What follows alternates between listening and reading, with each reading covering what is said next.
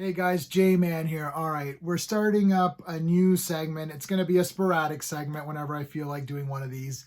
I'm calling it Days of Thunder, the awesome comics of the 90s. I love the 90s comics. I was like 13, 14, prime age for this stuff. And we know who the people we're talking about. We're talking about Image. We're talking about Rob Liefeld. We're talking about Silvestri. We're talking about Larson, Lee, McFarlane, all those guys.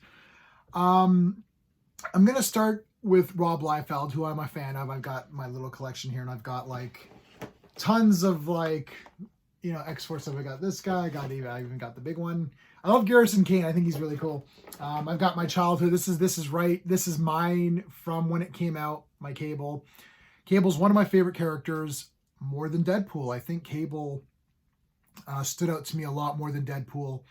Deadpool is a fun character, and I like the movies and stuff, but Cable for me was really, I don't know, it just touched me in a certain way. I don't know why that character, and there's a big story behind this figure, which I'm not going to tell here. It's a private story. If I ever meet Rob Liefeld, maybe I'll tell him the backstory of how this figure came to be in my possession. It's not something that I'm going to share with anybody here. Even my friends, my personal friends, don't even know the story of that figure. Or at least I don't think that they do. I thought this would be a great day to start this because it is the 30th. Yes, 30th anniversary of X-Force #1, which I got in the case there. And we're going to go through it. And you guys all know the story. I don't really need to get into the facts and figures of all this stuff. And that's what this segment is not going to be about, giving you a lot of facts and figures. We know that X-Force #1 sold 5 million copies. Everyone's got it. I've got a couple myself. These are bagged. I didn't open them. So we're going to look at it through digital. And I didn't buy a reader copy. The reason I didn't get a reader copy is because everything's on digital anyways. So there's not really any sense to go find a reader copy. In fact, I didn't even read it as a child or as a teen. I actually borrowed my friend's copy. My friend lent me his copy back when you would lend comics to your buddy and be like, oh, did you read this one? You gotta check it out, So he gave me his copy to read. And then 2 and on, I do have opened up, and 2 is in there as well, just because Garrison Kane is in there. First appearance, I really like him a lot. So I'm not sure when Rob Liefeld, again, I don't know the numbers. I don't know when he took over the full reins on New Mutants. I got 97, 98. This is not the real 98. This is the facsimile edition. 99, 100, and then we get into X-Force. And the story goes that New Mutants was not performing that well.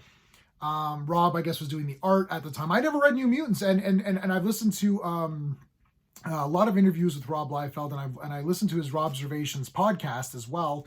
So he goes through all this in detail, so I'm not going to get into that.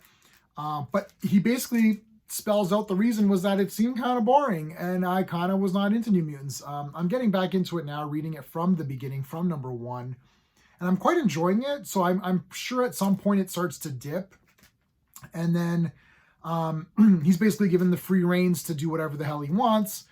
And that's where we lead up to X-Force #1. I'm not going to review comics on this segment. This segment is going to be about a nostalgia segment. It's going to be fun, exciting, talking about the cool stuff of the 90s comics. I'm definitely not an elitist of any kind. I believe that everyone is entitled to their opinion, and some people really do not like this era of comic books, and that's totally fine.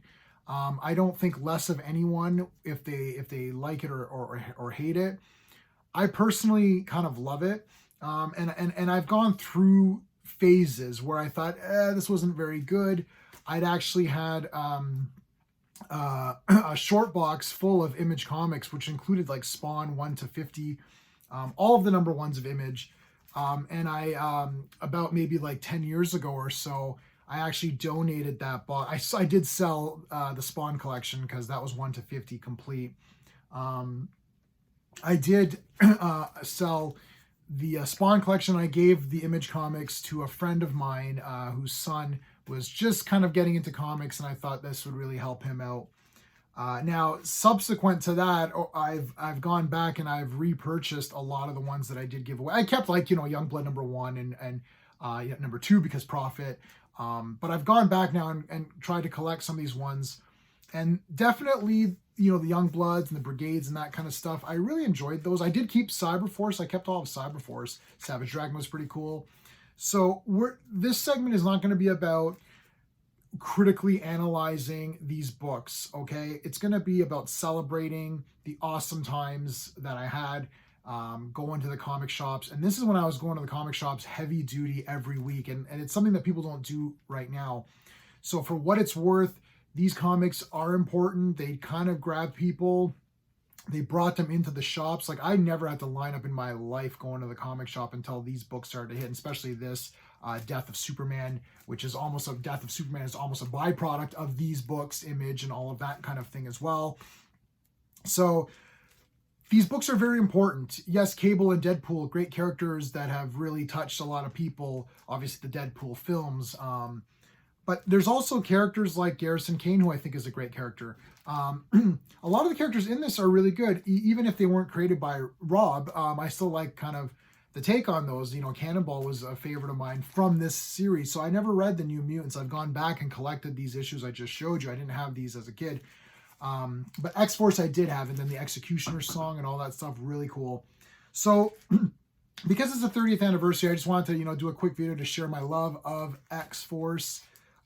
Especially those early ones with Rob Liefeld, and we are going to go through other issues, other comics that have come out, and we're going to celebrate that. But yeah, let's take a look at X-Force #1. We're going to take a look at it digitally because these are still sealed, and I really don't have any inclination to open these up. I mean, you can grab, like, you can get reader copies if you need to get them. It is always better, in my opinion, if you do have the actual book in your hand. There's something special about that. But look, I'm a collector like everybody else. I can't literally buy every single thing. Like, I mean, comics are invading my house, right? Like, there's not one room that doesn't have a stack of stuff waiting to be read. Like, I mean, this is this week's DC only. This is just DC this week. A couple of Marvel in there. So I mean, like, never mind the digital ones that I've been getting. It's crazy. It's crazy. I'm trying to support this thing as much as I can by going to the shops, and I don't pirate any comic. I have not ever pirated a comic. I do buy the comic. So yeah, digitally or in the physical copy. Okay, so X-Force #1, you had the sorry guys. Come on. There. So you had the wraparound cover. Got your team there. Boom Boom and Farrell, and I really like Shatterstar. I kind of thought he was a little bit wasted in the movie, to be honest. I know it was a little bit of a joke with that character, but I always thought that character was very, very cool. And I would have liked to have seen more. Maybe they'll do more with him. Who knows, right? Warpath is sick. Cable. We're not going to go into... we're not going to go criticize or talk about anything. I just want to show you, like, look, this looked cool. Like, you guys have to understand that when we were looking at these books coming out, and I was collecting a lot of different comics at the time, nothing jumped off the page until I started to see this. And we're gonna stick with Rob Liefeld because I think it's very important. I mean, like, this is like the second page here. Like, you're just like, whoa. These figures were you're just like, open this page, you're like, whoa, this is like so cool. And you really have to understand where comics were at the time. When you're looking at other comics, you're just seeing these panel arrangements, and it's like the grid, and you get splash pages, and obviously, right? And we're not, the Image people did not invent this or whatever, right? But it was just dynamic, like you're just like, whoa, like there's some cool stuff going on, right? And I'm not going to get into the criticisms of what the typical criticisms that you hear, because we've heard enough of them. Art is subjective. I'm going to leave it at that. I don't think that Picasso is better than Boris or Frank Frazetta, right? Like, even Leonardo, I don't think, I don't think the Mona Lisa is better than Frazetta's Conan cover, right? Like, and if I said that to anybody, they'd say I'm a complete ludicrous person for even making that a statement, but that's the way I feel. So what's the difference, right? It's whatever you think is cool. And this was friggin' cool. Like, you know, Cable, like big pumped up gun. Look at that shit. This is like kick ass stuff. And I know people say, oh, you know, it's badass and kick ass. Well, that's what it was, guys. What do you want me to tell you? I'm picking this up and thinking, holy shit, there's some kick ass shit going on in this book. And comic books are an art form. You know, story and characterization is super important for sure, for sure. But it's not a novel. You know, when you're reading a novel, story, characterization, this kind of thing is 100% the most important thing. It's the only important thing there is. They don't judge a book by its cover. Where do you think that came from, right? Because the cover would just say Stephen King It, and you're like, oh, this is garbage. Like, what is this cover? And then you read it, you're like, wow. That, you know, but comics, like, you're selling me on this. Like, I'm supposed to, you know, like, look, this is New Mutants. Like, you want me to buy this. So this has to look cool to me. Now, there wasn't bags and boards, right? Like, I don't even remember when we started bagging and boarding, to be honest with you. Most of my Image books that I have, I don't think had bags and boards. Maybe. Or maybe you had to pay extra for them. I don't remember. If you guys happen to remember, let me know in the comments. I don't know how popular the bagging and boarding was at the time. But yeah, like, to me, I'm like, you know, it was just like dynamic stuff like this, like whack, you know, and this guy's flying through the air. And yeah, the characters were cool and the story was kind of neat. You know, and then you got stuff like this where you're like, look at Strife. Like, this guy's just outrageously cool. Okay. And again, I don't want to bring up the criticisms, but, you know, you got people saying, oh, you know, what's up with the huge characters or like the outfits, you know, they're like, there's metal on metal, or there's pouches on pouches, and there's like shoulder pads on shoulder pads, and it's like the anatomy's weird. And I'm like, well, listen, Jack Kirby is my ultimate hero. Okay. Jack Kirby is the king of comic books. That is undisputed, okay? If you're going to dispute that, you're going to have to really bring a lot of evidence to show that Jack Kirby is not the friggin' best. But did that guy draw exact muscle character, like definition, like a Boris, right? Or whatever. It's like these oil paintings that you see, or Ken Kelly, right? Or Joe Jusko. Like, no. It's a comic. It's a bit cartoony. You know, there'd be big fists and big feet, and, like, you know, sometimes the anatomy would look sort of weird if you wanted to try to picture that as a human, but I never did. I read this and accepted it for what it was, which was cool art and a pretty neat story, right? And, you know, after reading X-Force #1, did I rethink my life? You know, did it change the way I viewed the world? Well, no, because I was buying this comic to get cool action, cool story, okay? And some people now might look back and scoff and be like, oh, you know, it was just who cares? It was a stupid story. Well, I mean, you know, was it any better or worse than Silver Age stories, which got really weird, right? And look, I love the Silver Age. Bronze Age, I think, is my favorite, if we're kind of going to nitpick or try to pick out what. Bronze Age, to me, seemed to have the best mesh of pretty darn good art, pretty darn good stories. It just meshed together perfectly. These books start to get more artistic side, maybe less, maybe it was like 70-30, 70% art, 30 story, like, you know, and that kind of thing. Whereas I feel Bronze Age was really 50-50, good story and good art. You kind of got both. But, you know, sometimes you just want to go through a book and enjoy it.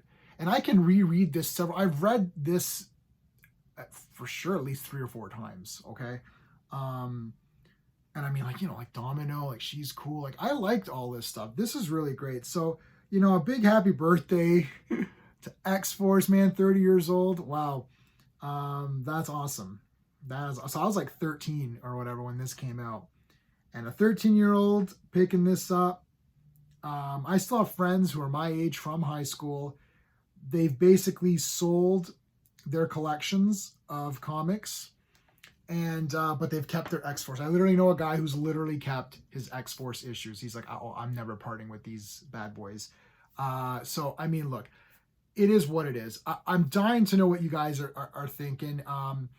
If I'm not going to censor comments, just be careful. YouTube does sometimes censor them if they're not in the guidelines. If you guys think I'm an idiot for liking it, I'm super fine with that opinion. And if you want to, you know, if you want to say your piece, please do say so in the comments. But I want you to understand that if you are a younger reader, you have to understand the importance of this. to the fact that like it brought people into the comic shops. 5 million copies. Okay, I think Jim Lee X-Men #1, which of course I have as well because everyone has that one too, that sold 8 million, I think.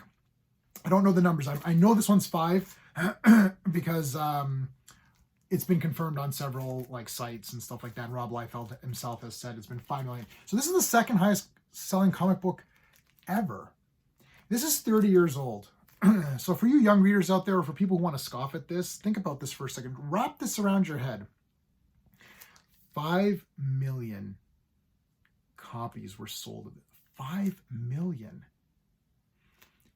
And maybe you could say, well, that was just people buying it because they thought it was going to be worth something or whatever, speculation and all this stuff or whatever. But just think about this for 5 million, right? I mean, comics are if you combine all the comics that were sold by all companies this month, the entire month, I don't think it'd be 5 million or whatever, right? That's astronomical. I think Spawn #1 is up there too. I think Youngblood #1 is up there as well. Now that could be, you could say, well, it was a new company, so they thought that it was the first book of a new company and people thought that might be worth something. And that's fine. But you know why they thought it might be worth something? Because people liked it and they thought it was cool. People forget that. You're buying a copy of this and you're thinking, oh, I'm going to save this and I'm going to put my kids through college. And maybe that didn't happen. You should have been smarter and thinking, well, if there's 5 million copies sold, then, you know, if they're not going to be rare. But the fact is that 5 million copies were sold, which means that 5 million people, for one reason or another, wanted it. And a lot of those people were still people who wanted to read it and were into this stuff. So it's not like 400 million, 500,000 were only buying it to put their kids through college or whatever. It's like there had to be people out there who wanted to just read it for fun and thought it was cool. So 5 million people thought this was worth having. Think about that before you go on saying, oh, this is a bunch of garbage and these comics suck, okay?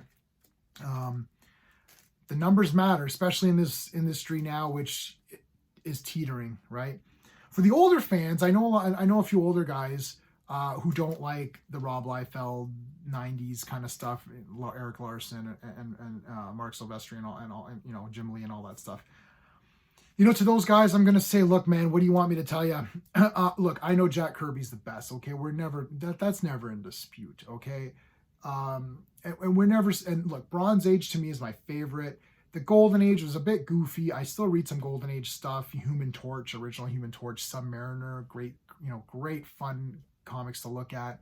I started reading Action Comics from #1. I did the first 30 issues of Action Comics from the 30s. There is really cool. So I mean, look, there's a lot there's a lot of great stuff out there, but yeah, I mean, what do you want me to tell you? I like it. I think it's good. I think there's some value, and I think it brought a lot of new readers on board who stayed, because I came on heavy. Before that, I would sporadically buy comics, and as a little kid, I would get comics, but never heavy duty like I was in the 90s, and I never looked back from then. So, okay, guys, that's it. I think I babbled on too much. I'm so sorry. Let me know what your thoughts are in the comments. Let me know if you're looking forward to this segment. I'm going to try to do as many videos as I can here and there. I want to try to show you the actual books, so I am trying to collect these books when I go to different shops. But yeah, X-Force #1, man, happy birthday. You're awesome. All right, guys, until next time.